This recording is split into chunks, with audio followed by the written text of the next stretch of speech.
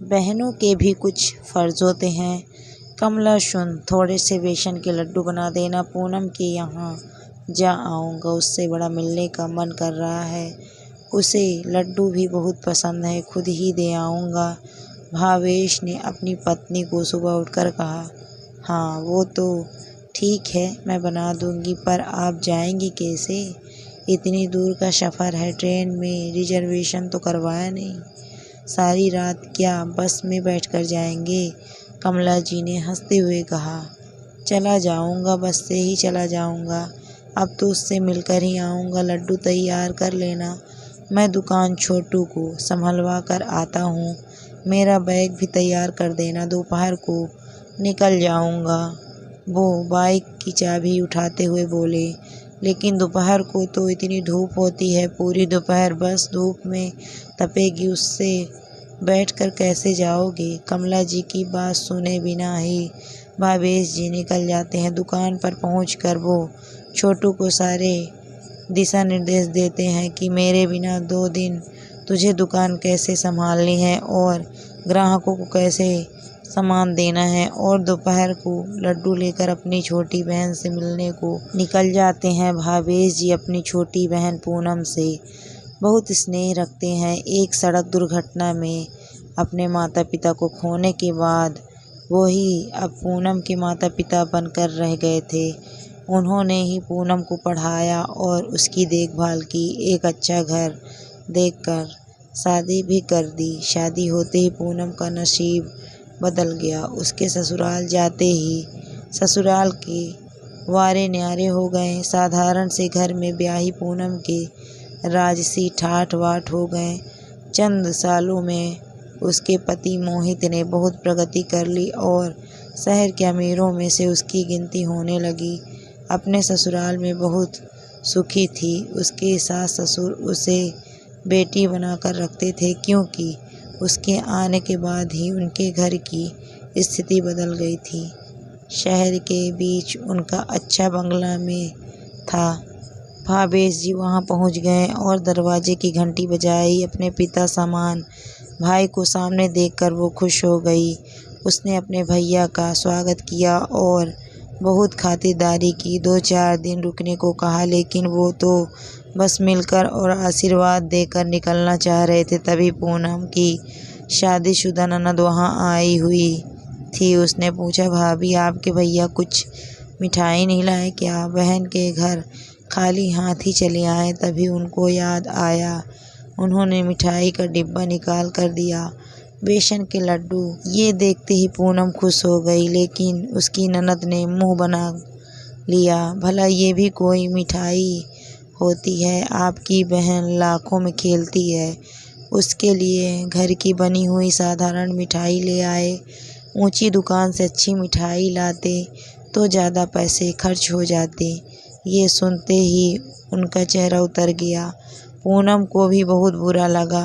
वो अपनी ननद से बोली, दीदी मैं आपका पूरा मान सम्मान करती हूँ, क्योंकि आप मुझसे बड़ी हैं, तो आपको भी मेरे बड़े भैया का अपमान करने का कोई हक नहीं है। वो भी आपसे बड़े हैं। रही बात मिठाई की, तो मुझे भाभी के हाथों के बने बेसन के लड्डू बहुत पसंद है। भैया जब भी आते हैं मैं यही मंगवाती हूँ। ऊंची दुकान की महंगी मिठाई में वो बात कहाँ जो भाभी के हाथों से बने इन लड्डुओं में है। ये सुनकर पूनम की ननद मुंह बनाकर चली जाती है। तभी पूनम बोलती है, भैया आप किसी बात को दिल पर मत लीजिएगा। दीदी की तो आदत है, वो ऐसे ही कुछ भी कह देती हैं, लेकिन मेरे मन में ऐसा कुछ भी नहीं है। मुझे तो ये लड्डू बहुत पसंद है। वो एक छोटा सा लड्डू मुंह में रखते हुए बोली, भैया ये 2 उपहार ले जाइए, मैं नंदिता और रिदिता के लिए लेकर आई हूँ।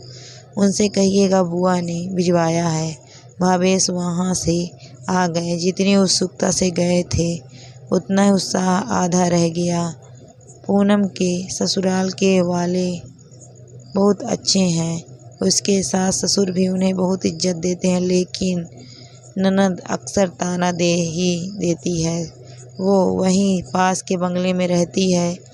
जब भी अपने घर की खिड़की से देखती है भाभी के कोई मेहमान आया है तो बिना बुलाए तहकीकात करने पहुंच जाती है, और जब भी बोलती है इतना कड़वा बोलती है कि सामने वाले का दिल दुखा ही देती है। वो अपनी बहन का हाल चाल लेकर आ गए। दोनों बेटियों ने बुआ के बारे में पूछा तो वो बड़े खुश होकर स्वागत और खातिरदारी के बारे में बताने लगे और उन्हें उनके उपहार दे दिए। दोनों की ज़रूरत की चीज़ थी। बुआ हमारा कितना ख्याल रखती है। उन्होंने बुआ को इतनी अच्छी डिशेस के लिए धन्यवाद दिया, क्योंकि कमला जी के भाई की बेटी की शादी होने वाली थी और दोनों बहनों को रिसेप्शन में पहनने के लिए अच्छी ड्रेस चाहिए थी। उन्होंने तो ऐसे ही बोला था और पूनम ने वो भिजवा भी दी। उपहार देकर और वहाँ की सारी बातें बताकर भावेश जी ने आकर दुकान संभाली, पर देखा कि दुकान का गल्ला खाली है। 2 दिन से कोई ग्राहक नहीं आया। दिन भर दुकान पर रहकर रात को घर आए तो देखा कमला जी अभी भी उनका इंतज़ार कर रही थी। तुम सोई नहीं? खाने का डिब्बा तो लेकर गया था, फिर आराम से सो जाती। सुबह जल्दी उठती हो और दिन भर लगी रहती हो। घर का दरवाज़ा नंदिता या उदिता कोई भी खोल देती। आपसे बात करनी थी।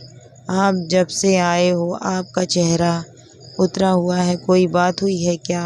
नहीं, कोई बात नहीं हुई। बस पूनम की ननद अक्सर कड़वी बातें कह देती है। खैर छोड़ो, अब मायके जाने की तैयारी कर लो। दोनों बेटियों के लिए कपड़े तो पूनम ने भिजवा दिए हैं। मेरी बहन मेरी बेटियों का कितना ध्यान रखती है। कमला जी अपने पूरे परिवार समेत शादी में जाती है।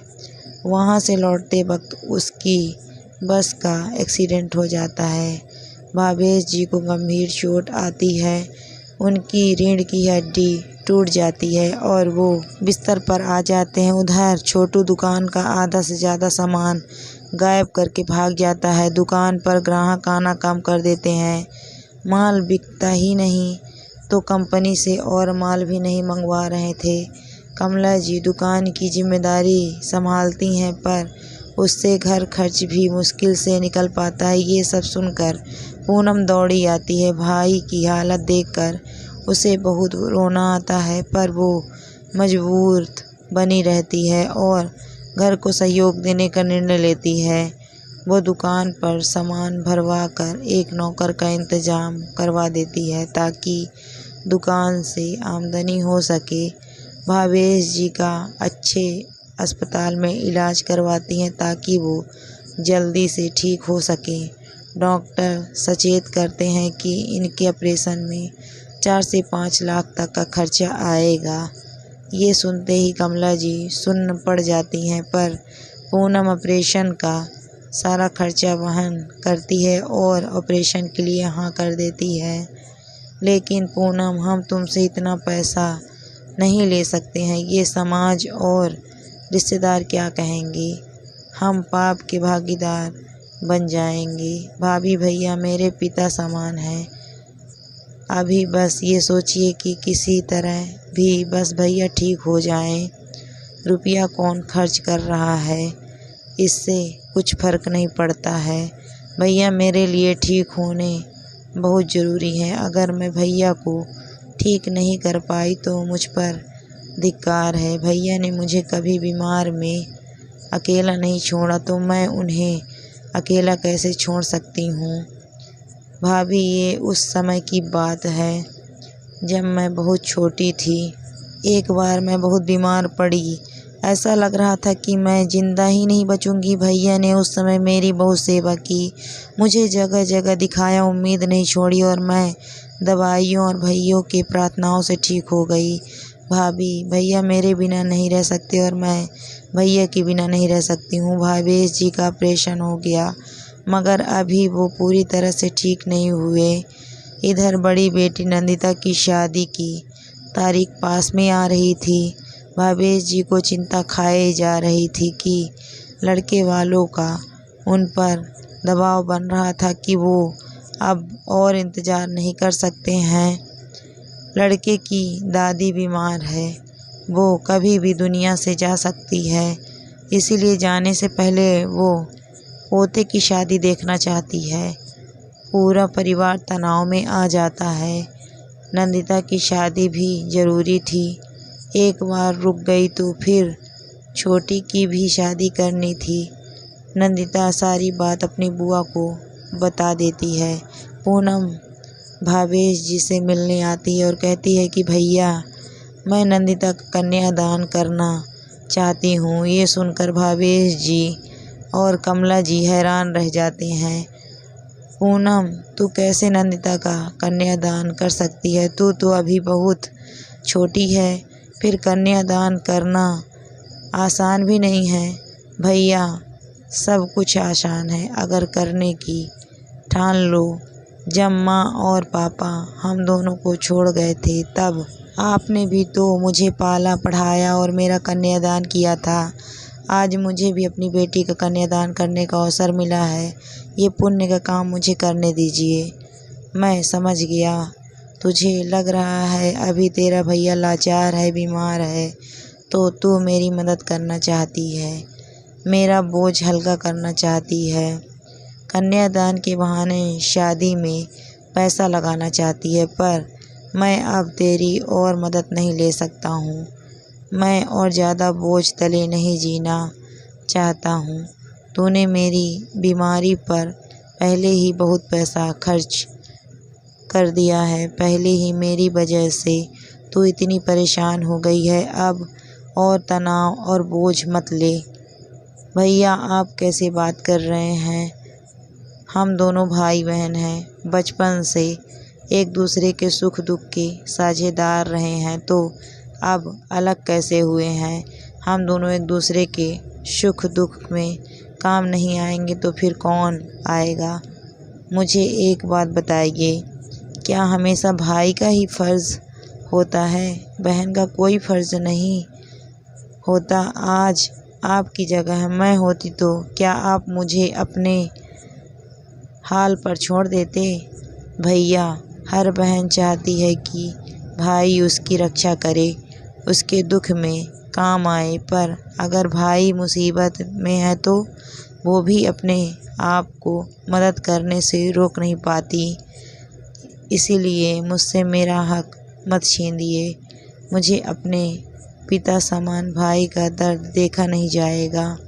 मैं तो ईश्वर का धन्यवाद देती हूँ कि उसने मुझे इतना काबिल बनाया है कि मैं अपने भाई के काम आ सकूँ। हर बहन भाई की मदद करना चाहती है, पर कुछ ससुराल वालों से बंधी होती हैं और कुछ पैसों से लाचार होती हैं। पर आपने मेरे लिए इतना अच्छा घर ढूंढा कि मुझे ससुराल वाले भी बहुत अच्छे मिले और पैसों की भी मेरे घर में कहीं कोई कमी नहीं है। नंदिता क्या सिर्फ आपकी बेटी है? मेरी भी बेटी है और मैं भी अपनी बेटी का कन्यादान करना चाहती हूँ। बचपन से इसे अपनी बेटी की तरह पाला है। ईश्वर ने मुझे सब कुछ दिए हैं, घर परिवार, अच्छा पति, 2 बेटे, बस एक बेटी की कमी रख दी है। वो आज नंदिता से पूरी हो जाएगी और उदिता की आगे की पढ़ाई भी मैं ही करवाऊंगी। नहीं, तू ये क्या कर रही है? छोटी होकर भी तू इतना बड़ा काम कर रही है। भाई बहन की मदद करता है, पर तूने तो इस रिश्ते को अलग ही परिभाषा लिख दी है। ये सुनकर पूनम बोलती है, भैया, हर रिश्ते की सिर्फ एक ही परिभाषा होती है और वो यह कि हर रिश्ते में प्यार होना चाहिए, एक दूसरे के दुख में काम आना चाहिए। रिश्ते एक तरफा नहीं निभते हैं। ये हमेशा ज़रूरी नहीं कि भाई ही बहन की मदद करे। आज के ज़माने में बहन भी भाई की मदद करती है। अगर वो काबिल है तो उसे मदद करनी भी चाहिए, क्योंकि दोनों के बीच का ये रिश्ता सबसे पवित्र और सबसे ज़्यादा खूबसूरत होता है। ये खून का जन्म से ही रिश्ता होता है जो अंतिम सांस तक रहता है। भाई के ही नहीं, बहन के भी कुछ फ़र्ज होते हैं। अभी मेरे बच्चों की शादी होती तो आप भी तो मारा लेकर आते, चाहे आपको उसके लिए कर्जा ही क्यों न लेना पड़ता, फिर भी आप करते, ये रिवाज निभाते। तो क्या सारे रिवाज भाई के लिए ही होते हैं? बहन भी कुछ रिवाज निभा सकती है। आप बस मुझे कन्यादान की आज्ञा दीजिए। मेरे रहते मेरे भैया परेशान हो, ये तो कभी नहीं हो सकता। आप मुझे मेहमानों की लिस्ट दीजिए और जो तैयारियां हो गई है वो बताइए, और जो करनी है तो वो भी बताइए, ताकि हम शादी की तैयारियां अच्छे से कर सकेंगे। पूनम की इतनी बातें सुनकर भावेश जी और कमला जी फिर उसका विरोध नहीं कर पाते हैं और अपनी सहमति दे देते हैं। दोस्तों, भाई बहन से ज़्यादा खूबसूरत और पवित्र रिश्ता और कोई नहीं है। बहन भाई को एक साथ सुख दुख में मिलकर रहना चाहिए, एक दूसरे की मदद करनी चाहिए।